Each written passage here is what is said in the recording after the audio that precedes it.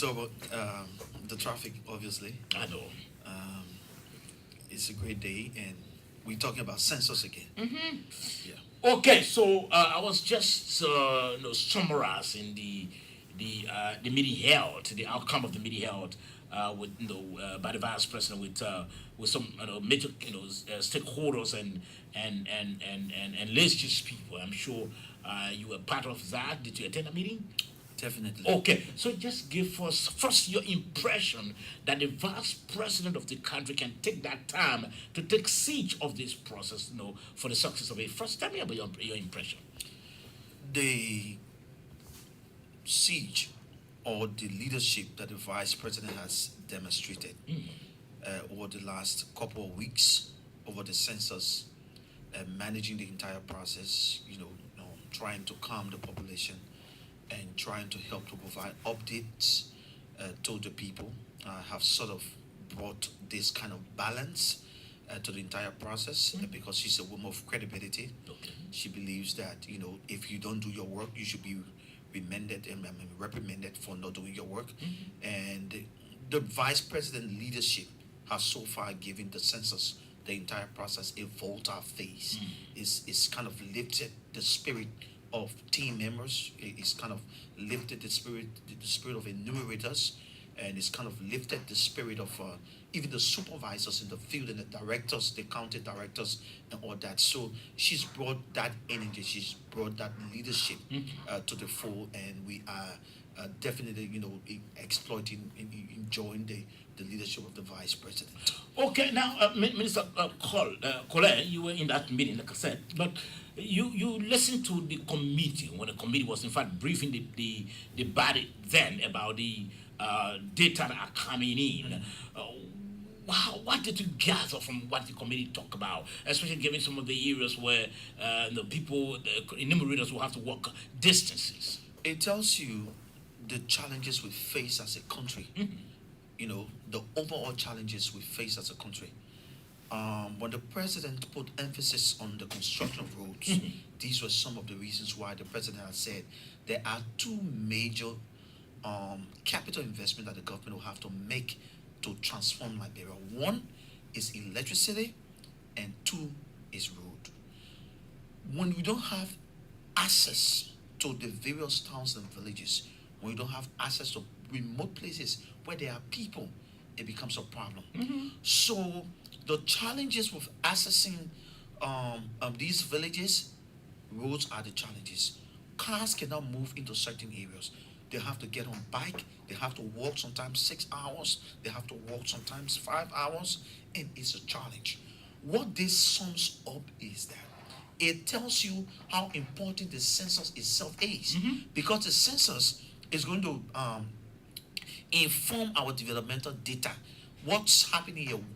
How long does it take to leave from point A to go to point B if you go into the hospital, for instance? If you're leaving from here, how long does it take from this town to the next school? The census will take that data into consideration. What do you use to cook? Do you have television here?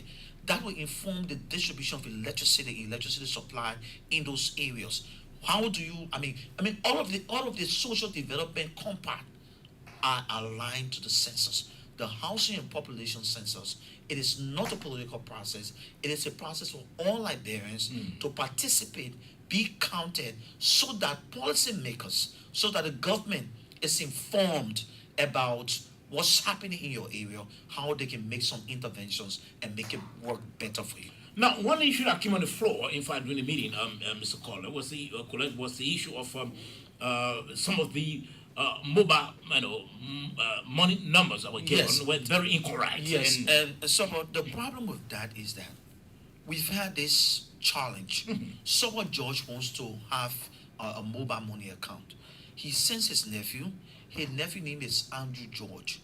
Andrew George go to Lone Star MTN or goes to Orange and then register the number in his name because he has to give his ID and everything. He brings the number back to Server George. He gives the password to Server George, but the registration of that mobile money number is in Andrew George Possession.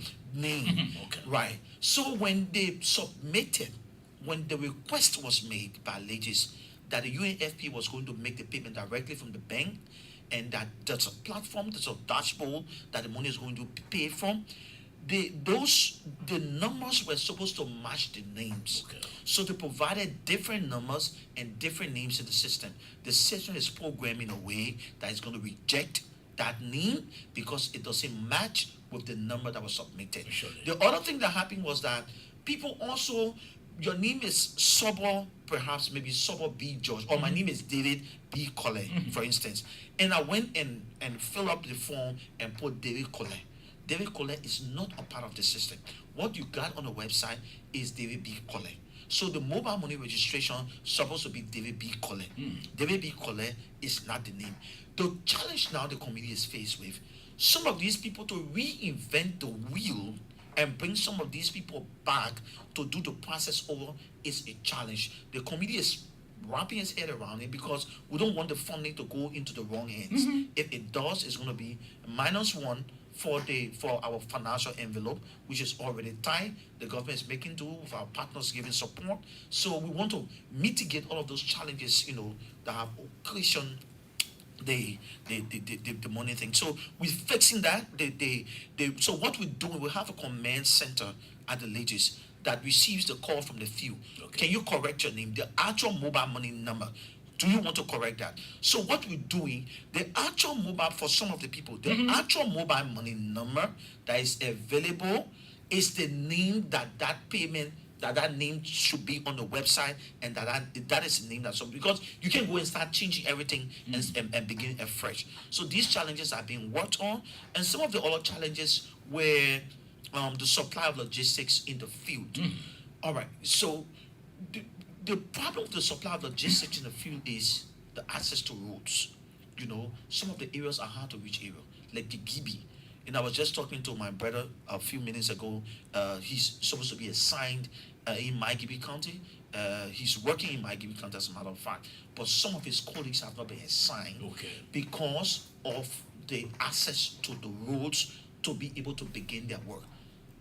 This morning, as I speak to you, those people were deployed to our Maigibi County, and I can tell you that Maigibi is almost fully deployed now because they were the last batch of people that were supposed to be deployed. Other counties are also experiencing deployment, like Motorado County. Motorado County has always been a hard zone, even for the last census. It's a hard zone because of the size of the population, because of the size of the EAs. Those EAs are highly densely populated areas that you have to go to. You must first begin the household mapping. You must mark the houses and then go back to do the actual population census, where you will ask the questions. Now, so what is it that the committee is thinking about now? Because the issue came on the floor, in fact, during the meeting. Requests from some of these supervisors or enumerators who are operating in rural Liberia and struggling to get to hard to reach areas. The issue of motorbikes, is that on the table? Definitely. The ladies, the Ministry of Finance provided additional funding for the ladies, and so the issue of mobility was put on the table. Additional motorbikes and fuel, so that the people will have those motorbikes. But we got additional support from the Ministry of Public Works. There are county resident engineers, which are in the counties, are giving us some assistance to move logistics, especially to areas where our people cannot reach. The resident engineer for Grand Judea County, in fact, he provided his vehicle immediately after that request was made, and so that he can be able to move some logistics, fuel, and be able to move personnel across the county to areas that are accessible to vehicles, and to areas that are not accessible to vehicles, we are using the motorbikes. Okay. Now you are responsible, I understand. But before going into that, you also heard the vice president, Mr. Cole, when she appealed for, when she appealed for an extension. And in fact, she did ask the committee as to when will this whole process come to an end. The committee said on the 2nd of December, we'll be able to gather at least maybe 90% of the data, from across the country. But she, requested for ample time, considering some of the challenges that was that extent, without the request for extension or proposal, was it accepted now? First of all, the national legislature passed a resolution to extend the entire census process to January 15. January 15, 2023. That resolution is a law. When the legislature passes, such resolution, it becomes a law. The census, because of the slow start of the census, because of all of the challenges that occasioned the start of the census, has left this flexible window to work in. But the actual timeline for the counting process that the technical committee talked about was from the 7th up to the 2nd of December. The reason is that because of the slow start, because of deployment, logistics, and everything. So there was the major thing that caused all of this thing was the payment process.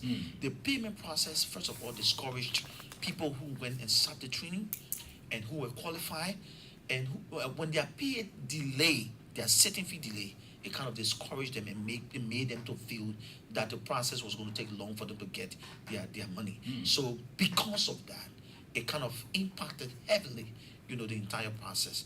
But now that we are addressing the payment thing, people are turning out, to continue to work. People who sat the training, some of our people who sat the training are deliberately.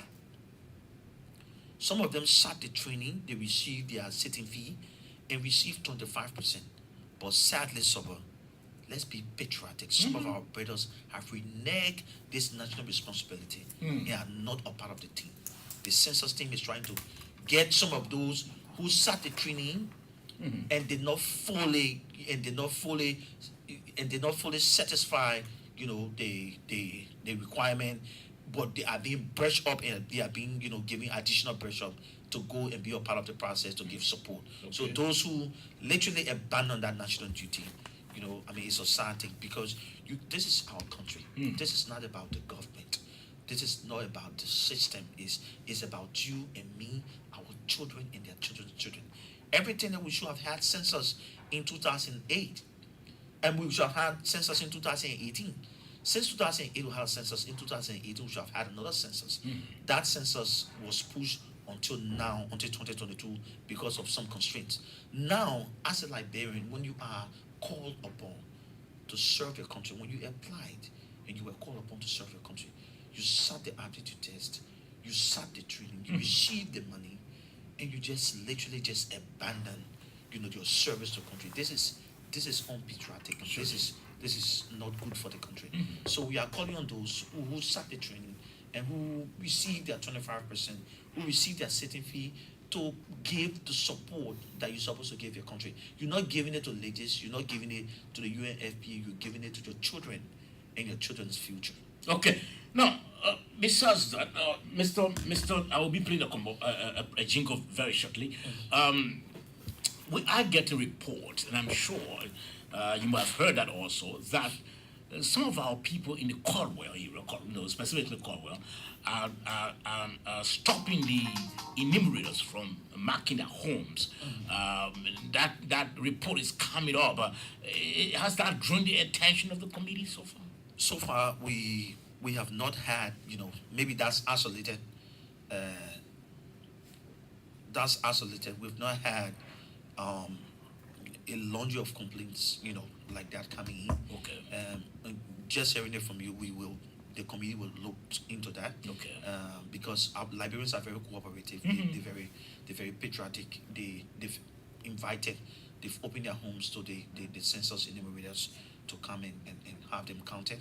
So this is something absolutely, I'm just hearing about that. Okay. We're hoping that it can be addressed very soon, because the census messages now are being played on the radio. Okay. EABC, as you're aware, the community radio stations, for the 3 community radio stations, we've also sent those messages to the national radio station, OKFM, and all the radio station, Prime, the EABC, all the national radio stations that are across the country. So we're hoping that our people can see and understand the essence of the census. Okay. I'll be coming to you because there's this whole sticky issue regarding some of the community radio stations, talking about the media engagement. Some of the community radio stations that do not have the requisite document, or to also get payment, all of that. How were you able to, as a committee, were you able to arrange that? Were you able to finalize that? So we'll be talking about that. Let me just play this commercial quickly, and then we'll be right back. Population housing census 2022. Stand up and be counted. 2022 census. It is census time. November 8th to December 2nd, 2022. The enumerators are in the 15 counties of Liberia, in the districts, in towns and villages, and they will come to your house. So stand up and be counted. Population housing census 2022. Stand up and be counted. 2022 census. The conduct of the 2022 National Population and Housing Census will provide demographic, social, and economic data to support Liberia's development activities and for tracking development. Oh, okay. It seems there's a problem there. Okay. Goals. Population housing census 2022. Stand up and be counted. 2022 census. Now, when that census data is available, Liberia will use it for policy and decision making, health and well-being, water and sanitation, housing, businesses, education, demographic, geographic, development, labor force, social economic, ICT. So stand up and be counted for national development. Population housing census 2022. Stand up and be counted. 2022 census. My people, all that thing I say up there, counting of our population is called census. It will start November 8th and end December 2nd, 2022. Population housing census 2022. Stand up and be counted. 2022 census. The people all over Liberia, they in the village, they in the town, they in the city, they to your house. The latest people, they are counting the people there now. So you need to really stand up and be counted. The other one are not politics business, that national business. We want to know how many people in Liberia. When our population grow, then the government will have better development for our people. They will build roads, hospitals, schools, marketplaces. There will be water. Nothing will go on. Businesses will improve. We need to know our population. They will count the children, the women, the men, the elderly, everybody with disability everywhere. I said we ready to be there. Oh, people, y'all wake up, wake up, wake up, wake up, wake up, wake up. Be counted. That November 8th to December 2nd, 2022. It's census time. It's census time. It's census time. Population housing census 2022. Stand up and be counted. 2022 census. Okay, that's the jingle there from the Crusader for Peace. Now we're talking about how because you are involved basically with making sure that the messages get out to the media, and in fact there was this challenge being faced by the committee in trying to ensure that the public monies, the donors' monies, enter the appropriate hands, appropriate media institutions. And there are some of the institutions that may not have the document. They may not have what is required to be able to get payment. So how are you going to handle that? First of all, the committee is cognizant of our media space and the challenges we face. Media houses are supposed to do their licenses and renew their licenses to operate every year. Some of the challenges, and that's directly under my department, some of the challenges we face is that some of the media houses have reneged. Most of the media houses Can you imagine that? have reneged to do their annual registration and renewal of licenses. So if you were to go the regular route, to do the payment, you have to present your tax clearance, your business registration renewal, your license, the renewal of your license from the Ministry of Information. So if you met all of those requirements, you could be paid independently. Okay. But about 90% of the media houses to date, and the government is magnanimous. My boss, Minister Ledger Ureni, has been very flexible because the president is concerned about a pluralistic media, a free press, and just so that the government is not seen as censoring, censorshiping the media. We would be a little bit, because he's been a little bit actually relaxed.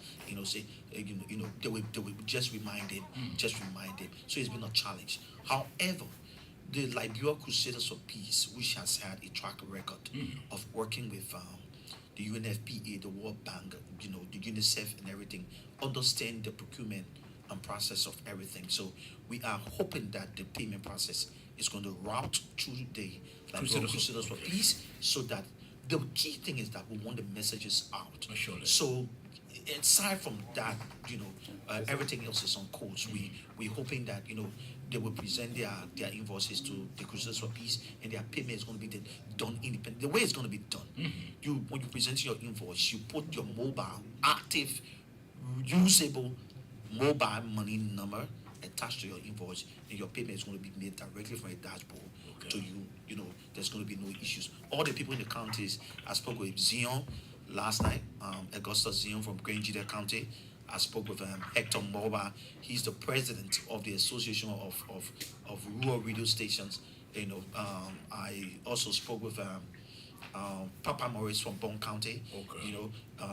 The alternative radio in Lofa County. They're going to be running everyone all across the Okay. country now. Okay. So let's hold you there, because on this program we also designed it in a way where we'll be speaking to some of the county directors, Leslie's county directors. So let's speak with Mr. Joseph Bryant. Mr. Bryant is in Lofa County.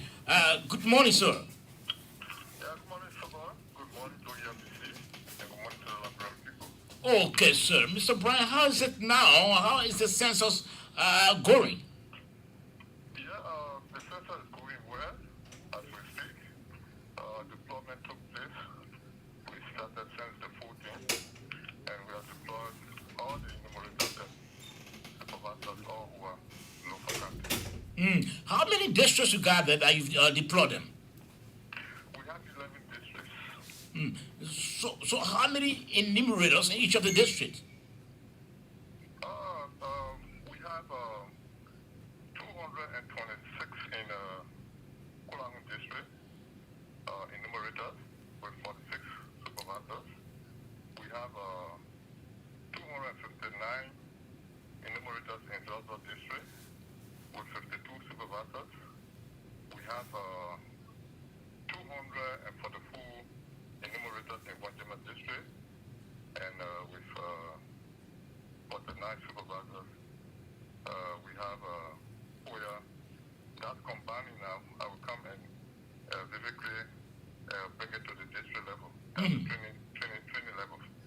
We have for FOIA, we have 220 enumerators and 43 supervisors. So now, breaking it down to the various districts, we have for Kulang district, the enumerators, we have 81 enumerators, 16 supervisors. Wahasa district, we have 68 enumerators, 14 supervisors. Lukambe, we have 49 enumerators, 10 supervisors.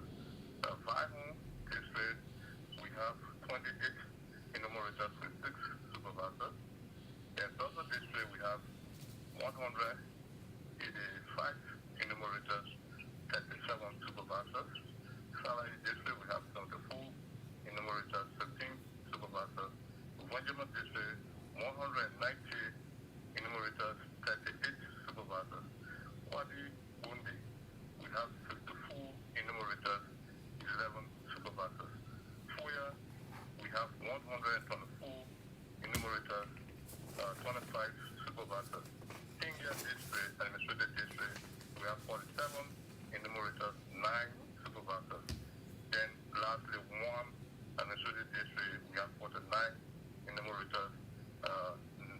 9 supervisors, totaling that to 190 supervisors with 949 enumerators. Okay. All total employed staff in the field is 1,139 staff employed or deployed right now in the field of Falofa. Good job. Now, so how are the local people, the citizens, how are they cooperating? Well, the locals are really cooperating. We only had a little problem with one bonnet, and then the superintendent had to come in with the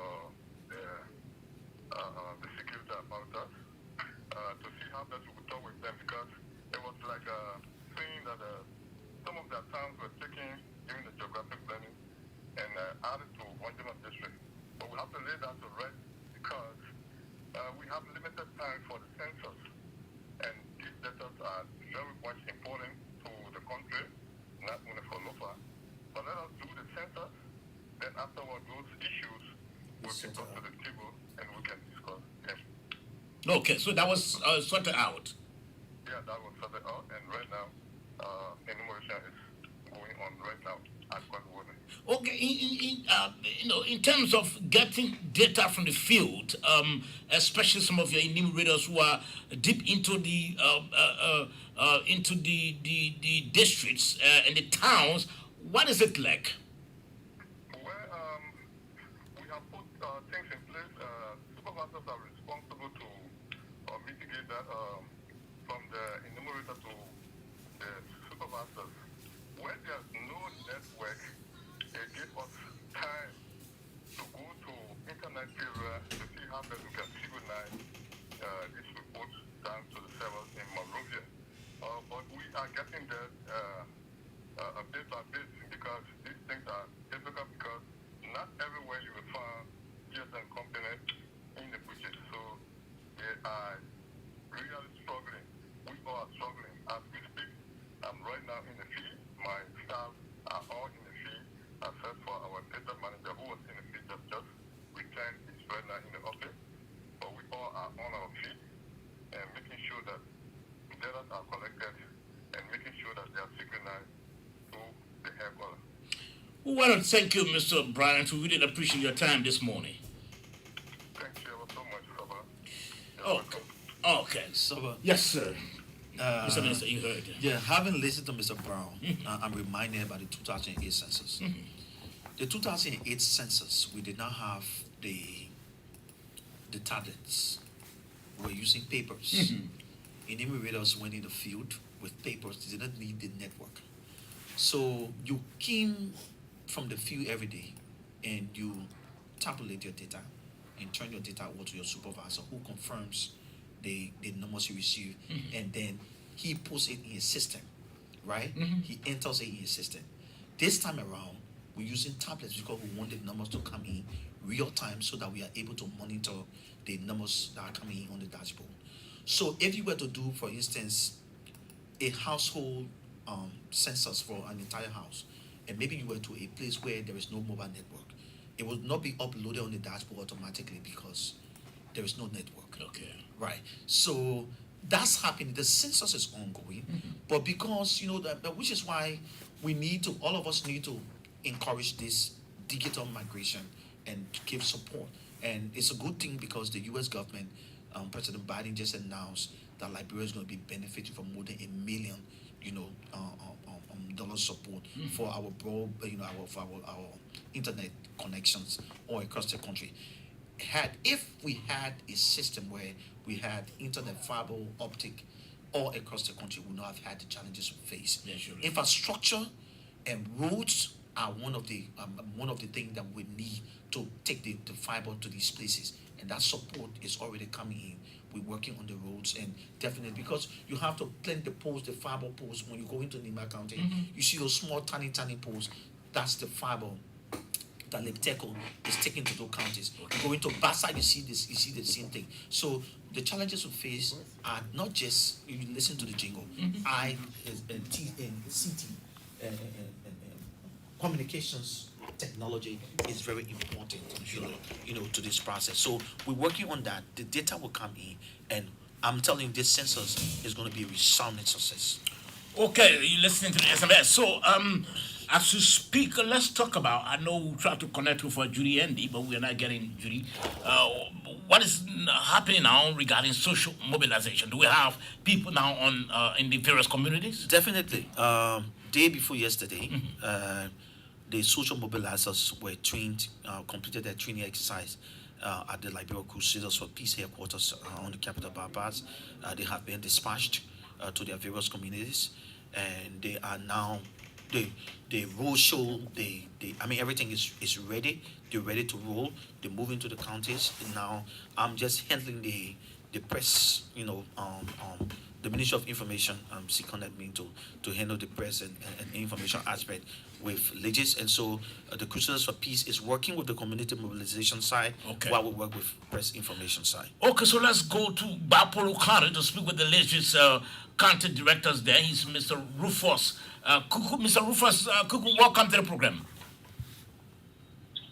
Good morning, Sober. It's a pleasure, and I'm humbled to be on your microphone this morning, and thanks so much for thinking about us, the country. Thank you so much. Okay, so the first question, how is the census going in your county?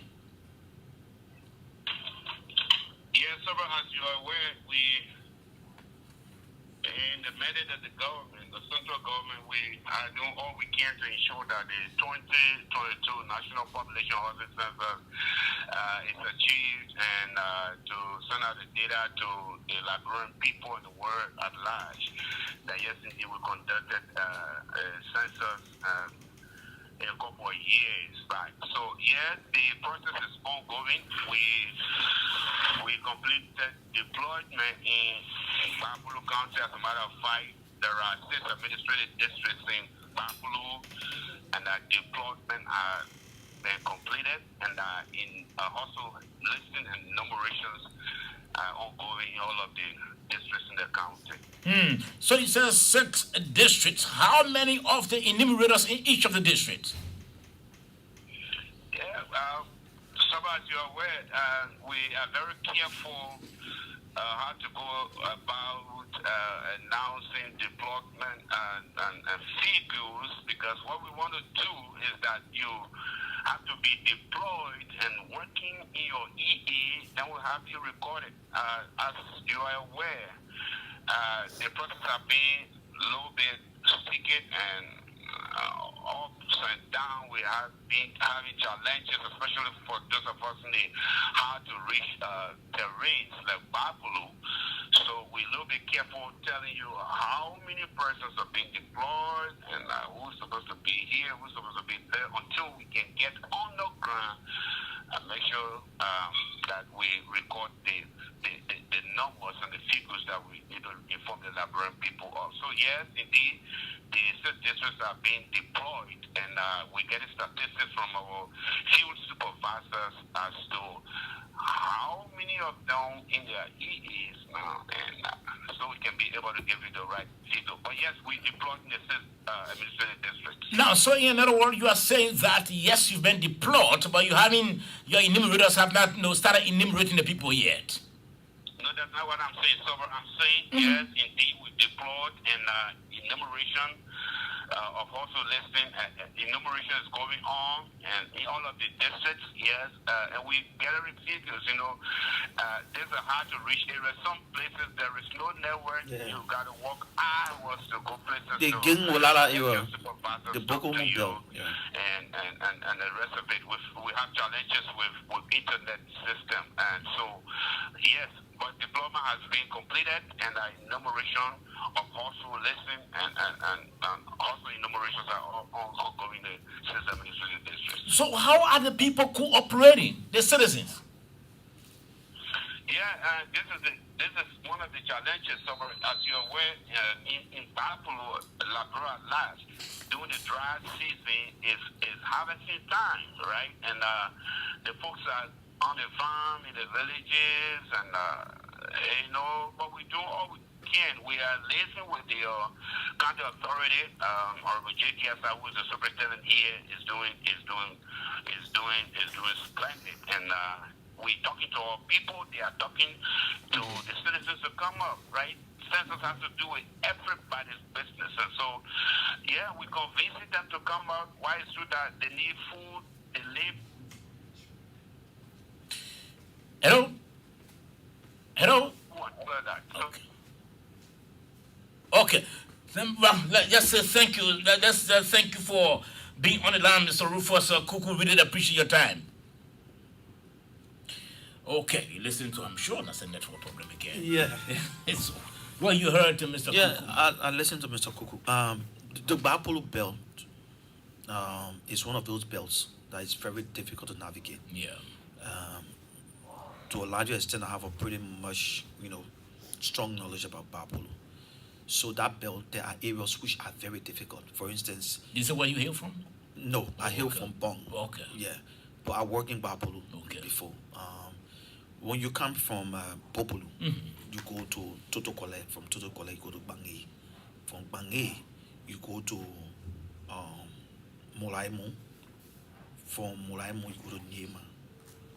From Nyema, you go to Tokesu. From Tokesu, you go to Molakole.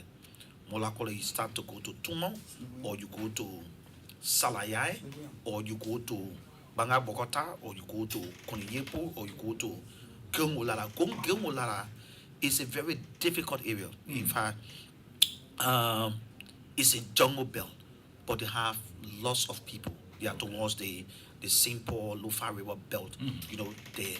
And so that belt is a very challenging area. Some of the distances are like 5 hours walk. Again, and so as he's speaking in the context of having people on the ground and conducting the enumeration. Okay, so let's speak with our last latest directors now. This time in Sano County, Mr. Slam Nipe, welcome. Yeah, good morning. How you doing? I'm okay, sir. Also, Okay, so how is the census going in Isano? Oh, he's off the line. We have to call him back. I'm sure it's the same network. Yeah, the same network problem. Yeah, sure. The same network problem. We're trying to call him back. Okay, I'm sure he's on the line back now. Mr. Nipe, how is the census going? yeah, thank you so much. The process is ongoing. We are to finally deploy in all the districts, 24 districts in Sino, and we are receiving every information that the work is ongoing. And I'm personally on the field. Personally, I'm on my way to Pine District to supervise the work there, also to see the various markings and the information that is ongoing. Are the We are people now sitting down. okay? So how are the people cooperating there? Yes, first of all, the people there, they are helping the process. The local authorities, they are really, really helping the process. They making sure that they are informing the people on the process. So most of them have left the farms or left the smaller villages on the farm, and they have come home to be counted. So they are waiting. So you'll be surprised, or you'll be surprised to know that any district or any town that they don't see numerator, they will call the office and get the office informed that nobody have reached them. Our people are good people. Our Sano people are good people. No, they are very, very good. So there's no mistake there. Anyway, if they don't see anybody that day, they will call to get the people to get us informed that they have not seen XYZ numerator. So right there, we'll call the supervisor, and the next day I'll be on my way going there. But tomorrow I'll be going to the pool. So I'm going to see the work there. Then when I come back after 2 days, I'll be going to Fubati to see the work that is ongoing on that side. So there's no problem at all in collecting the data from the field. There's no serious issue. Maybe there are minor things that but we are the supervisor there correcting it. So there's no anything that like major to handle. That's all. Okay, Mr. Sulaiman,